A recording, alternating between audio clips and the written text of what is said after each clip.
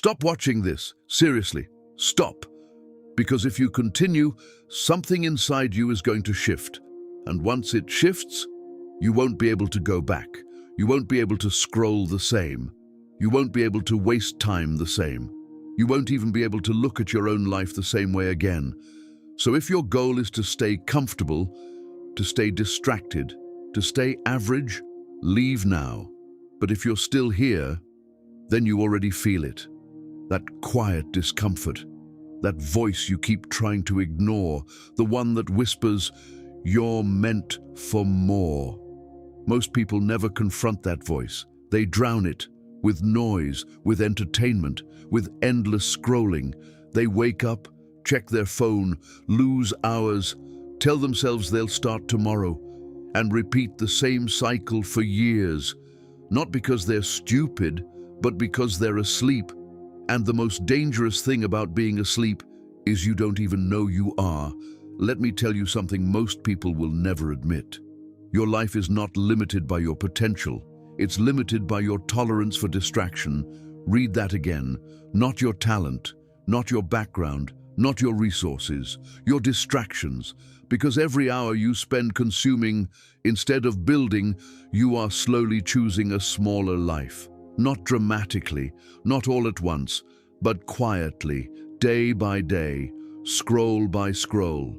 And here's the brutal truth. You're not tired, you're overstimulated. Your mind isn't weak, it's scattered. You don't lack motivation, you lack clarity, and clarity is impossible when your attention is constantly being stolen.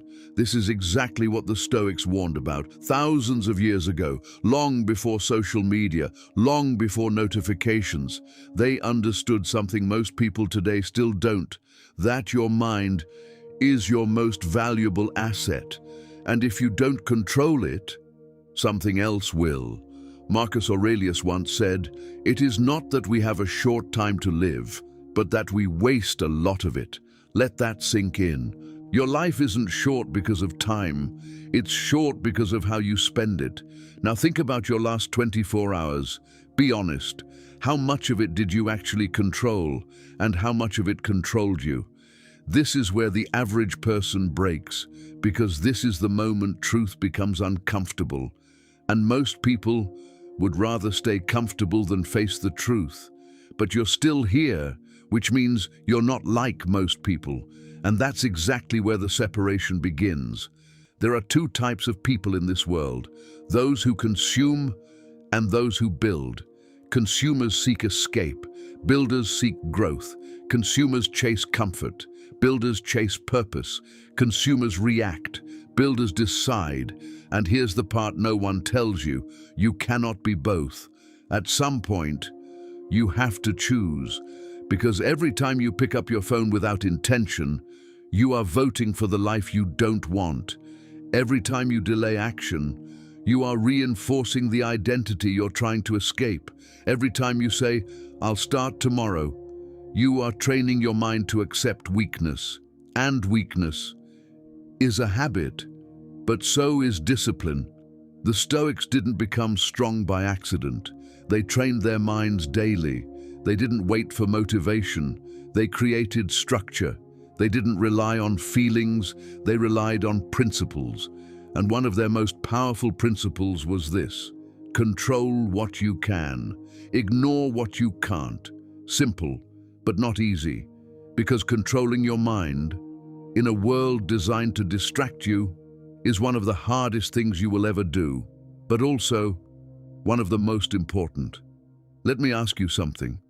What is your life going to look like if nothing changes?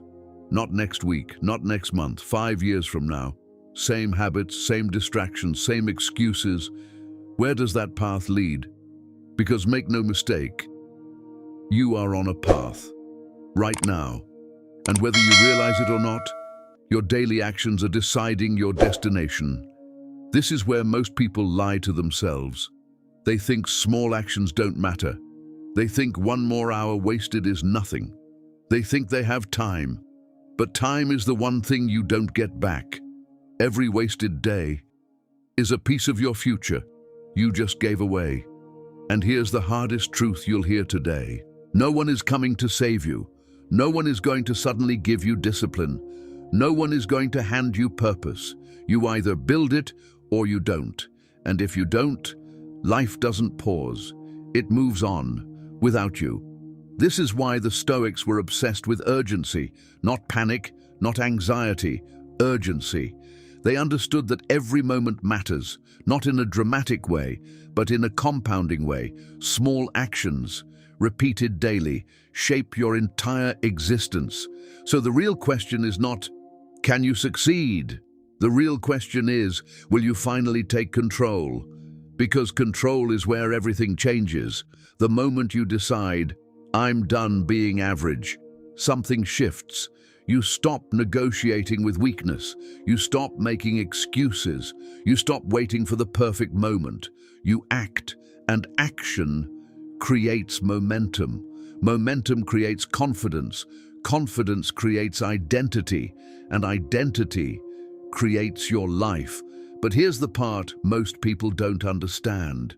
The beginning is ugly, it's uncomfortable, it's boring, it's repetitive.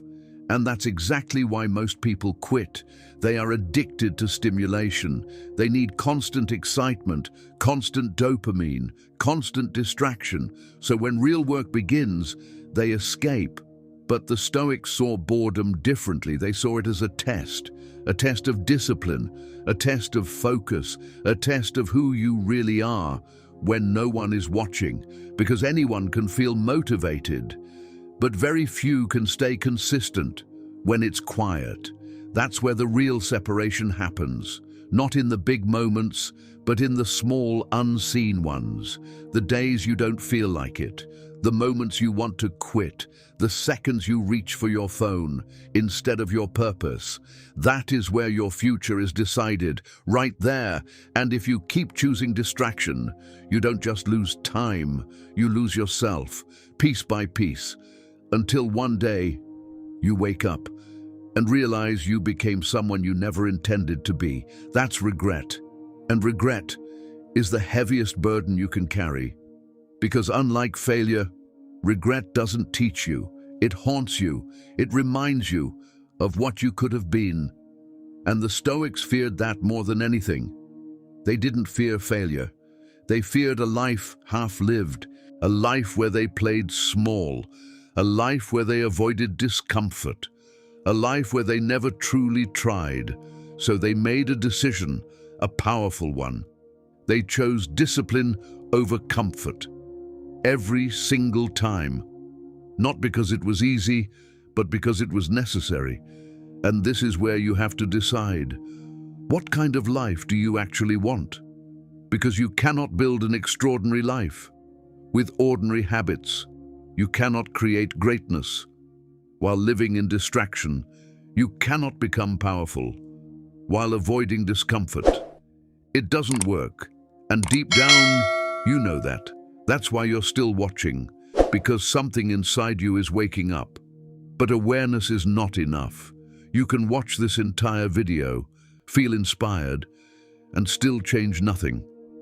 That's the trap. Temporary motivation, without permanent action. And if you fall into that trap, you'll end up exactly where you started, average. So here's what you must understand. This is not motivation. This is a decision to stop escaping, a decision to stop delaying, a decision to stop living below your potential. And decisions require commitment, not casual effort, not I'll try, not let's see what happens. Total commitment, the kind where quitting is no longer an option, the kind where you burn your excuses, the kind where you stop asking, what if I fail, and start asking, what happens if I don't try? Because the answer to that question is terrifying. A lifetime of regret, a lifetime of wondering, a lifetime of knowing you had more in you, but never proved it. And here's the truth most people avoid. You're going to suffer either way. You will feel pain, the pain of discipline, or the pain of regret. Choose carefully, because one builds your future, the other destroys it. Now ask yourself this. What scares you more? Failing, or never becoming who you could have been? Think about it, because your answer will define your life. The Stoics had a method for this. They would visualize the worst-case scenario, not to scare themselves, but to gain clarity. So let's do that right now. Worst case, you go all in, you discipline yourself, you build, you fail. What happens?